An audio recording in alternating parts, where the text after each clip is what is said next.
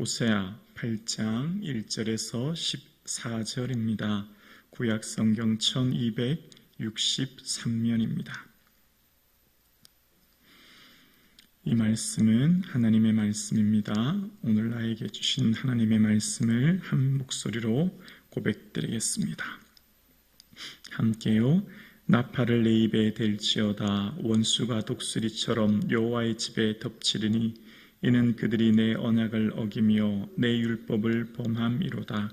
그들이 장차 내게 부르짖기를 나의 하나님이여 우리 이스라엘이 주를 아나이다 하리라. 이스라엘이 이미 선을 버렸으니 원수가 그를 따를 것이라. 그들이 왕들을 세웠으나 내게서 난 것이 아니며 그들이 지도자를 세웠으나 내가 모르는 바이며 그들이 또 그 은금으로 자기를 위하여 우상을 만들었나니 결국 파괴되고 말리라. 사마리아여 내 송아지는 버려졌느니라. 내 진노가 무리를 향하여 타오르나니 그들이 어느 때에야 무죄하겠느냐. 이것은 이스라엘에게 나고 장인이 만든 것이라. 참신이 아니니 사마리아의 송아지가 산상조각 나리라. 그들이 바람을 심고 광풍을 거둘 것이라. 심은 것이 줄기가 없으며 이삭은 열매를 맺지 못할 것이요 혹시 맺을지라도 이방 사람이 삼키리라. 이스라엘은 이미 삼켜졌은즉 이제 여러 나라 가운데 있는 것이 즐겨 쓰지 아니하는 그릇 같도다. 그들이 홀로 떨어진 들나귀처럼 아수르로 갔고 에브라임이 값지고 사랑하는 자들을 얻었도다. 그들이 여러 나라에게 값을 주었을지라도 이제 내가 그들을 모으리니 그들은 지도자의 임금이 지워준 짐으로 말미암아 쇠하기 시작하리라. 에브라임은 죄를 위하여 제단을 많이 만들었더니 그 제단이 그에게 범죄하게 하는 것이 되었도다. 내가 그를 위하여 내 율법을 만가지로 기억하였으나 그들은 이상한 것으로 여기도다. 그들이 내게 고기를 제물로 드리고 먹을지라도 여호와는 그것을 기뻐하지 아니하고 이제 그들의 죄악을 기억하여 그 죄를 벌하리니 그들은 애굽으로 다시 가리라. 이스라엘은 자기를 지으신 이를 잊어버리고 왕궁을 세웠으며 유다는 견고한 성을 많이 쌓았으나 내가 그 성읍들에 불을 보내어 그 성을 삼키게 하리라. 아멘. 예수님 더욱 사랑하시는 또 자랑하시는 저와 여러분 되기를 주님의 이름으로 축복합니다. 아멘. 나의 만족을 위해 내 방법으로 살아갔던 이스라엘 백성들의 삶, 북이스라엘의 마지막 왕조들의 모습을 통해서 하나님께서 말씀하시는 내용이 오늘 본문입니다. 하나님만 바라보고 의지해야 될 그들이 마음이 변하여 우상을 섬기는 모습에 한탄해하는 모습으로 오늘 본문이 시작합니다. 그러면서 이제 경고의 말씀이 1절에 나옵니다. 1절인데요. 나팔을 내 입에 댈지어다. 원수가 독수리처럼 여호와의 집에 덮치리니 이는 그들이 내 언약을 어기며 내 율법을 범함이로다. 나팔을 언제 불지요? 나팔은 위기 상황 때 붑니다. 전쟁이 났을 때 부는 거죠. 나팔을 내 입에 대라. 이제 곧 일어날 위기 상황에 대해서 예언하고 있음을 이야기합니다. 원수가 적군들이 독수리처럼 급작스럽게 어디에 덮치냐면 여호와의 집에 덮친다는 겁니다. 우리가 이전에 기억나십니까? 벳아웬으로 올라가지 말라고요. 벳아웬은 뭐였죠? 벳엘은 하나님의 집이었고 벳아웬은 베델에서 우상 숭배하는 그 땅을 향해 하나님이 벳아웬이라고 했는데 허무의 집입니다. 그러니까 지금 이스라엘이 하나님의 그 적군들이 여호와의 집에 덮친다는 겁니다. 벳엘 하나님의 집으로 하나님을 예배했던 그곳에서 그들이 어떻게 되었죠? 베델에서 하나님을 예배할 그들이 우상을 섬김으로 벳아웬 허무의 집이 되었던 것을 이제 이야기합니다. 그러면서 원수가 독수리처럼 베델의 여호와의 집에 덮치는데 그 이유를 1절 후반절에 이렇게 설명합니다. 왜냐하면 이는 이라고 하는 원인이죠. 그들이 내 언약을 어기며 내 율법을 범함이로다. 우리는 모든 인생의 원인은 하나님이 만드시고 그 원인에 따라 하나님이 또한 결과를 만들어 가시는 겁니다. 우리 스스로가 어떤 원인을 만들 수 있는 존재가 아니에요. 우리는 하나님이 다스리시고 통치하시는 그 삶 안에 살아가는 거죠. 하나님께서는 하나님만 의지하고 하나님 주신 율법을 붙들고 살기를 원하셨던 것이 이스라엘의 삶입니다. 그런데 이스라엘은 나의 만족을 위해 내 방법대로 내 생각대로 살아갔던 이스라엘의 백성들을 향해 말씀하시는 겁니다. 그래서 이들이 언약을 어겼고 율법을 범했다는 겁니다. 하나님과의 약속, 그리고 율법은 하나님의 마음, 그 하나님의 정신이 담겼던 것을 버렸다라는 이야기입니다. 그래서 어떻게 되었죠? 이스라엘 백성들이 나타났던 이 북이스라엘 왕조의 후반기의 모습, 이제 지금 여로보암 2세 이후에 이제 6명의 왕들이 남아 있거든요. 북이스라엘은 총 19명의 왕이 등장해요. 그 중에 여러 가지 반역이 일어납니다. 그래서 9개 왕조가 세워져요. 왕은 하나님의 대리 통치자였기 때문에 하나님이 기름 부으시는 자입니다. 그래서 왕은 임의로 내가 왕이 되고 싶다고 해서 반역을 일으켜서 왕이 될 수 없는데, 이스라엘은 이후에 여로보암 2세 후에도 반역이 일어나죠. 그 반역을 통해 자기가 왕이 되고 싶어서 기존에 있는 왕을 무너뜨리고 자기 스스로가 왕이 됩니다. 두 번째, 제사장 또한 레위 지파 안에서 세습되는 거예요.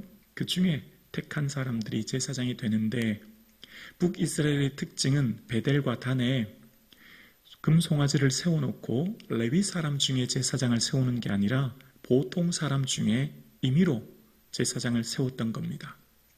뿐만 아니라 이스라엘 백성들은 지금 하나님만 의지해야 될 그들이 베델과 단에 금송아지를 만들고, 그냥 허상이죠. 자기의 마음에서 나는 것을 만든 것 아닙니까? 그것을 만들어서 우상을 세운 거예요. 뭐든지 다 자기 마음대로, 자기 뜻대로, 자기 좋은 대로, 자기 생각대로, 능력만 있으면 내가 왕이 되기도 하고, 능력만 있으면 제사장이 되기도 하고, 능력만 있으면 우상을 만들기도 하는 이러한 이스라엘 백성들의 삶을 향해서 하나님께서 말씀하시는 거예요. 이제 곧 원수가 독수리처럼 임하게 될 것을 말씀하십니다. 왜냐하면 그 이유는 언약을 어겼기 때문이라는 거예요. 언약은 베리트는 나누다, 쪼개다는 의미인데요. 이때 당시는 무슨 등기를 하거나 공증을 할 수 있는 게 아니지 않습니까? 그러니까 어떤 사람과 약속을 할 때 두 사람이 서로 약속할 때 소를 쪼개어서 그 가운데를 같이 지나갑니다. 무슨 의미죠? 둘 중에 하나가 약속을 어기면 이 소처럼 쪼개질 거라는 겁니다. 죽게 될 거라는 겁니다. 그게 언약이었고, 율법이라고 하는 토라는 하나님의 하나님의 정신이 담겨져 있고, 율법을 통해 하나님을 만나는 것이죠. 근데 그들은 하나님의 마음과 정신인 이 율법을 버렸다라는 거예요. 그러면서 그들의 삶은 2절에 보면 부르짖어서 나의 하나님, 우리 이스라엘이 주를 압니다 라고 이야기합니다. 생각으로, 머리로 아는 하나님, 추상적인 하나님, 말로는 나의 하나님, 우리가 주님을 안다고 이야기하지만 그들의 삶 속에서 하나님의 선을 버렸다라고 3절에 이야기합니다. 그러면서 하나님께서 그들에 대한 구체적인 죄목에 대해서 4절에 이렇게 이야기합니다. 4절인데요. 그들이 왕들을 세웠으나 내게서 난 것이 아니며 그들이 주도자를 세웠으나 내가 모르는 바이며 그들이 또 그 은금으로 자기를 위하여 우상을 만들었나니 결국 파괴되고 말이라. 그들이 그들의 힘과 능력대로 왕도 세우고 지도자도 세우고 우상도 만드는 이러한 모습 속에서 자기들 임의대로 행하는 그들의 결국은 파괴될 것을 이야기하시는 거예요. 그들의 만든 모든 우상은 장인들이 만든 것이고 참신이 아니다라고 6절에 이야기합니다. 그리고 그 결과에 대해서 7절입니다. 7절 함께 볼까요? 그들이 바람을 심고 광풍을 거둘 것이라 심은 것이 줄기가 없으며 이상한 열매를 맺지 못할 것이요 혹시 맺을지라도 이방 사람이 삼키리라. 이 7절을 밑줄을 그었으면 좋겠습니다. 이 8장의 전체 핵심인데요. 그들은 자기의 신의 만족을 위해 내 방법대로, 내 생각대로 모든 것을 살아갔습니다. 능력이 되면 내가 왕이 되기도 하고 제사장이 되기도 하고 여러 우상을 만들기도 하는 그들의 삶 가운데 결국 그것은 어떻게 될까요? 씨를 뿌릴 때 바람이 불면 땅에 심겨지는 것이 없지 않습니까? 가을 추술 때 강풍이 불면 추수할 것이 다 날아가 버리지 않습니까? 그들이 삶 가운데 행하는 이 모든 것이 결국 헛될 것이라는 겁니다.